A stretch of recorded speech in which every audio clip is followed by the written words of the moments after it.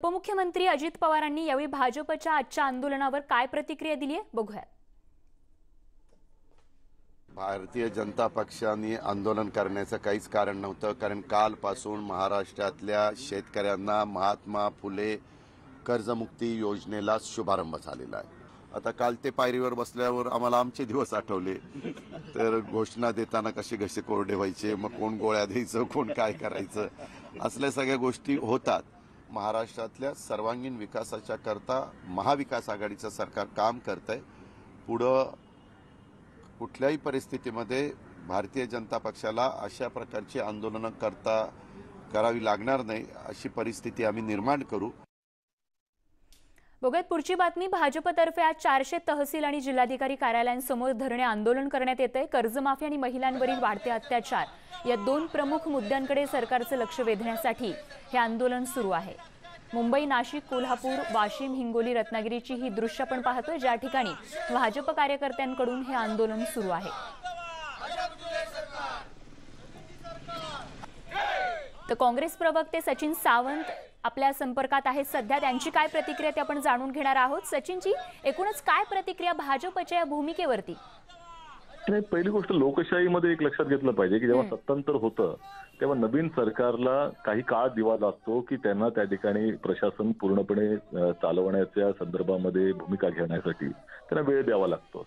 परंतु भारतीय जनता पक्षाला इतकी सत्तेची हाव लागलेली आहे, हव्यास लागलेला आहे की त्यांना ते आता त्या संदर्भामध्ये ते तारतम्य देखील राहिलं नाही। राहायला त्यांनी खऱ्या अर्थानं आत्मचिंतन करण्याची आवश्यकता आहे की गेल्या 5 वर्षामध्ये ह्यांचं कार्यकालामध्ये महिलांवरती किती अत्याचार झाले। एनसीआरबीचा जो डेटा आहे तो महाराष्ट्र हा देशामध्ये महिलांच्यावरती अत्याचार होण्यामध्ये नंबर 1 होता।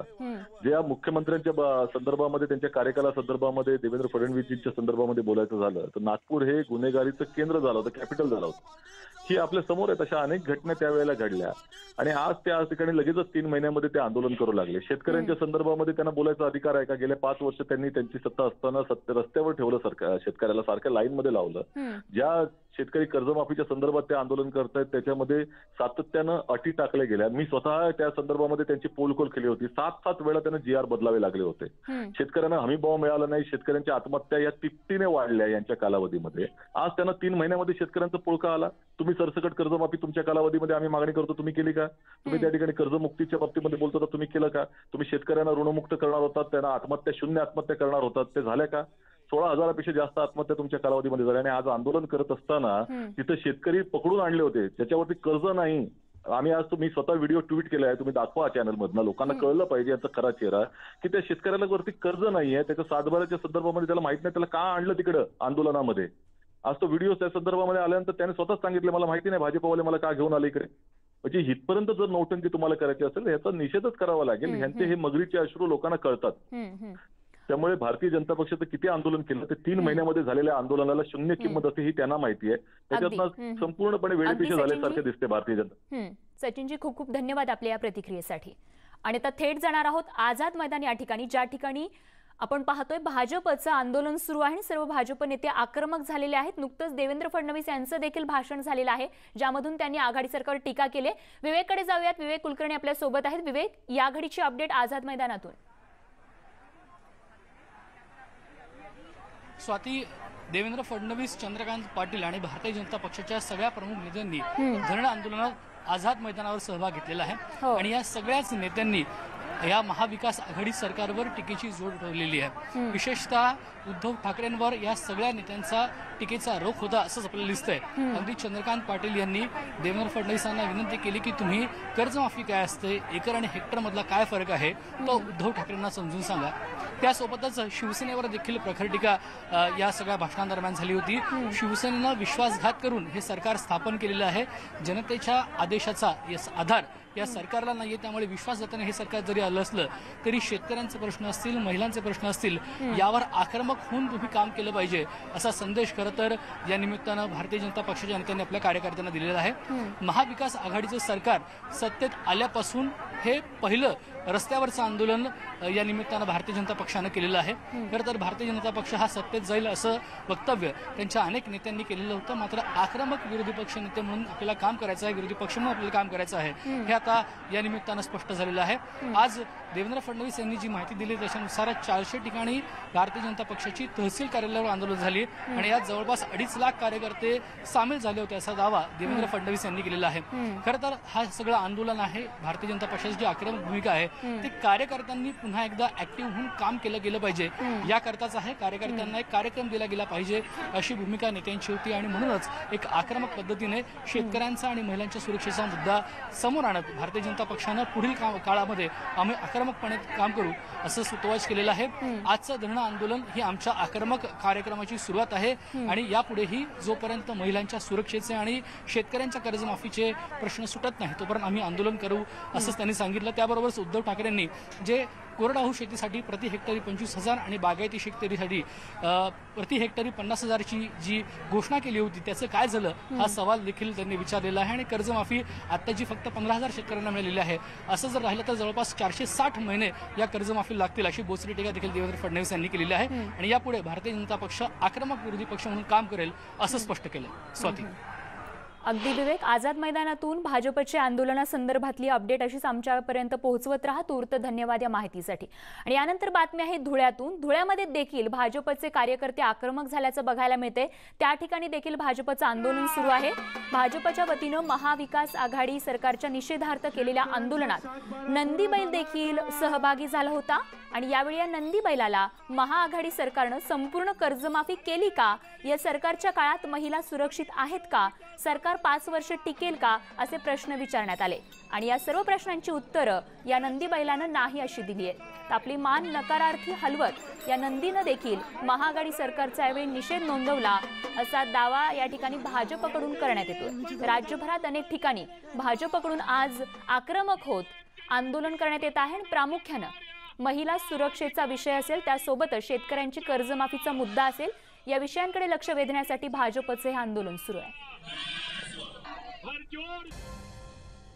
आपण पाहताय दुपारी 3च्या बातम्यांता विद्येचं माहेरघर असणाऱ्या पुण्यातून एक अत्यंत धक्कादायक बातमी आहे। विद्येच्या माहेरघरात अत्यंत धक्कादायक प्रकार घडलाय। पुत्रप्राप्तीसाठी भोंदूबाबाच्या नादी लागून आयुष्याची राखरांगोळी करण्यात आली आहे। पुत्रप्राप्तीसाठी पुण्यात एका भोंदूबाबानं एकाच घरातील 5 महिलांचं लैंगिक शोषण केल्याची धक्कादायक घटना उघडकीस आली आहे। पिंपरी पोलीस ठाण्यात या प्रकरणी गुन्हा दाखल करण्यात आला असून नराधम सोमनाथ चव्हाणला पिंपरी पोलिसांनी अटक केली आहे। आणि धक्कादायक बाब म्हणजे पूजेच्या नावाखाली या महिलांना नग्न करून तो त्यांच्या शरीरावर लिंबू चोळत होता। तर या कुटुंबाकडून त्यानं 3,11,000 रुपये अघोरी पूजेच्या नावाखाली उकळले आहेत। पुत्रप्राप्ती त्यामुळे होत नाही, गुप्तधन मिळेल आणि तुमच्या जीवाला धोका आहे अशा पद्धतीने या फिर्यादी व त्यांच्या घरच्यांना घाबरवून त्या ठिकाणी त्यांनी हा गुन्हा केलेला आहे। आणि जो गुन्हा केला आहे त्यामध्ये बलात्कार, पॉस्को आणि anti superstition and black magic act अंतर्गत गुन्हा पिंपरी पोलीस स्टेशन या ठिकाणी दाखल करण्यात आलेला आहे। सदर जो आरोपी आहे त्याला देखील अटक करण्यात आलेली आहे। आणि याच प्रकरणी नीलम गोरे, मंदा म्हात्रे आणि रोहित पवार यांनी नेमकी काय प्रतिक्रिया दिलेली आहे ते आपण बघूयात। अशा पद्धतीने गुन्हेगारी प्रवृत्ती धर्माच्या नावाने अत्यंत घाणेरडे विकृत प्रकार करतायत त्याचं ते उदाहरण आहे। म्हणून या मांत्रिकाला जास्तीत जास्त लवकर शिक्षा तर झालीच पाहिजे, परंतु मला तर स्वतःला असं वाटतं की संघटित गुन्हेगारीचा प्रकार आहे। यांनी इतर जिल्ह्यांमध्ये सुद्धा काय प्रकार केलेले त्याची माहिती मी जशी पोलिसांना घ्यायला सांगितली आहे त्याचबरोबर अजून सुद्धा काही महिलांची फसवणूक झाली असेल तर पोलिसांच्याकडे आणि आमच्याकडे सुद्धा, स्वतः मी विधान परिषदेची उपसभापती आहे, तर ज्या महिलांकडे अशी काही फसवणूक झाल्याची माहिती असेल तर त्यांनी त्यांचं नाव जाहीर न होता ती माहिती आमच्याकडे पाठवू शकतात। इतका म्हणजे निंदनीय प्रकार उघडकीस आलेला आहे पिंपरीमध्ये की एका महाराजांनी सोनं मिळते म्हणून मुलींवरती अत्याचार करून, मला तर असं वाटतं अशा महाराजांना, तिच्या वडिलांना, कुटुंबांना सुद्धा उलटं टाकून खरंच 4 चौकामध्ये पटके मारण्यात आले। महाराष्ट्रामध्ये दहशत पोलिसांची राहिलेली नाही। आज आपण बघतो अनेक अत्याचार, अनेक मुलींना जाळलं जातं वगैरे। हैदराबादमध्ये जसं पोलिसांनी ॲक्शन घेतली त्या पद्धतीने पोलिसांना सुद्धा ॲक्शन घेण्याची महाराष्ट्रात परवानगी दिली पाहिजे। अंधश्रद्धा ही खरंच चुकीची गोष्ट आहे आणि अशी घटना घडत असेल जिथं एखाद्या महिलेचा त्या ठिकाणी दुरुपयोग नाहीतर अत्याचार केले जातात, तर अशा घटना खरंच आपल्या राज्यामध्ये काय देशामध्ये कुठेही घडल्या नाही पाहिजे. आणि त्याच्यामुळेच महाविकास आघाडीकडनं आता दिशा हा कायदा समजून घेऊन आपल्या राज्यामध्ये तो कायदा कसा लागू करता येईल यासाठी आदरणीय देशमुख साहेब, होम मिनिस्टर आणि महाविकास आघाडीचे नेते हे प्रयत्न करत आहेत. ब्रेकनंतर बुलेटिनमध्ये आपल्या सगळ्यांचं पुन्हा एकदा स्वागत. आणि आता बातमी आहे पुण्यातल्या बेकायदा पार्किंग संदर्भात. पुण्यात म्हात्रे पुलाच्या खाली नदीपात्रातील रस्त्यावर बेकायदा पार्किंग करण्याचा घाट घातला जातोय. सृष्टी गार्डन या सोसायटीच्या बिल्डरनं हा प्रकार चालवलाय. नदीपात्रात सर्रास राडारोडा टाकून जेसीबीनं सपाटीकरण सुरू आहे. या बेकायदेशीर पार्किंग करता नदीपात्रातील रस्ता एका बाजूने पत्रे टाकून बंद करण्याचं धारिष्ट देखील सृष्टी गार्डनच्या मालकानं दाखवलंय. आणि याची खबरबात प्रभागातील भाजपचे नगरसेवक दीपक पोटे आणि मंजुश्री खर्डेकर यांना लागताच पालिकेकडे गुन्हा दाखल करण्याची मागणी करण्यात आली आहे. आणि याच संदर्भातला आढावा घेतला आमचे पुण्याचे प्रतिनिधी अद्वैत मेहता यांनी. पुण्यामधल्या म्हात्रे पुलाच्या खाली जो नदीपात्राचा रस्ता आहे तिथं काय उद्योग सुरू आहे हे आपण न्यूज 18 लोकमतवरती पाहतोय. आणि आपण बघतोय की बेकायदेशीरपणे हा जो रस्ता आहे तिथं पार्किंगचा स्लॉट जो आहे तो बनवण्याचं काम सुरू आहे. खरं तर नदीपात्रामध्ये जो रस्त्याचं प्रकरण आहे ते कोर्टामध्ये आहे. आणि असं असताना जर आपण बघितलं तर पत्रा लावून हा जो काही रस्ता आहे तो बंद केलेला आहे. म्हणजे बेकायदेशीरपणे जो रस्ता आहे तो बंद करणे आणि या रस्त्यावरती चक्क जेसीबीच्या सहाय्याने राडारोडा टाकून तो लेवल करून पार्किंग बनवण्याचा उद्योग सुरू आहे. आणि हा उद्योग करतंय सृष्टी गार्डन. म्हात्रे पुलाचा जो डीपी रोड आहे तो सगळ्यांना माहिती आहे. त्या डीपी रोड मध्ये अनेक अशी मंगल कार्यालय आहेत वेगवेगळी. त्यातलं जे सृष्टी कार्यालय आहेत त्यांनी चक्क असं लिहिलेलं आहे की प्रशस्त पार्किंग करता. याचा अर्थ या सृष्टीच्या मालकांनी बेकायदेशीरपणे या नदीपात्रातल्या रस्त्यावरती जेसीबी आणून राडारोडा टाकून पार्किंग बनवण्याचा उद्योग जो आहे तो सुरू केलेला आहे. व्हिडिओ जर्नलिस्ट निखिल करंदीकरसह अद्वैत मेहता, न्यूज 18 लोकमत, पुणे. आणि या कोर्टाचा अवमान केल्याची ही घटना आहे. या घटनेचा आम्ही त्वरित दखल घेऊन संबंधित अधिकाऱ्यांना त्या जागा मालकावरती कारवाई करण्याचे आदेश दिले आहेत. त्यांनी अनधिकृतरित्या रस्ता बंद केल्यामुळं आम्ही त्यांना त्यांच्या गुन्हा दाखल करण्याची सूचना केलेली आहे. त्याचप्रमाणे जो राडारोड टाकला आहे, जो रस्ता लेवल करायचा प्रयत्न केला आहे, तर तो भराव आम्ही उचलायला सांगितला. आणि ते प्रत्येक भराव पाठीमागं, ट्रक पाठीमागं त्यांना दंडात्मक कारवाई करण्यासाठी सांगितलेलं आहे. आणि इथून पुढं या जागा मालकाला नोटीस देऊन त्वरित महानगरपालिकेने कडक कारवाई करावी अशी आम्ही सूचना केलेली आहे. आणि आता मुंबई मेट्रोने प्रवास करणाऱ्या प्रवाशांसाठी एक महत्त्वाची बातमी. मुंबई मेट्रोने प्रवास करणाऱ्या प्रवाशांना आता मेट्रोमधून उतरल्यानंतर रिक्षा किंवा बसची वाट पाहण्याची गरज नाही, कारण मेट्रोने प्रवाशांसाठी आता सायकलचा नवा पर्याय आणलाय. बघूयात मेट्रोची ही नवी योजना आहे तरी काय.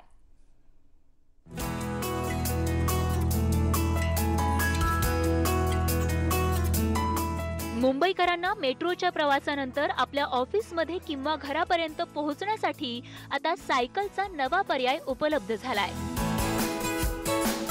कारण मुंबई मेट्रोनं प्रवाशांच्या सोयीसाठी खास सायकल सुविधा तयार केली आहे.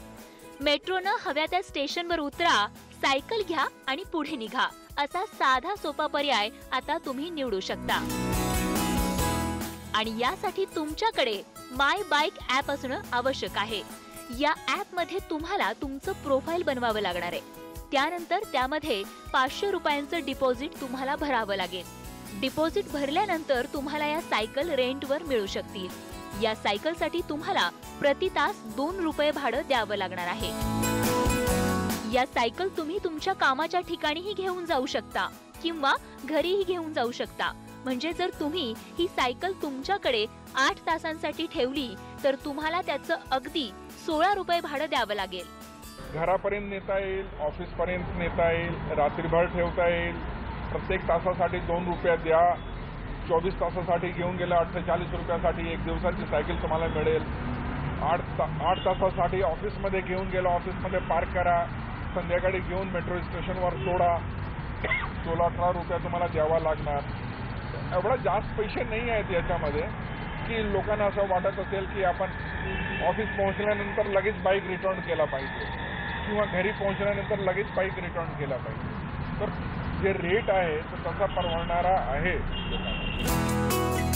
वर्सोवा ते घाटकोपर या मेट्रो मार्गावर दररोज सुमारे 2 लाख प्रवासी प्रवास करतात. खरं तर मेट्रोमुळे हा प्रवास जलद आणि सोपा झालाय.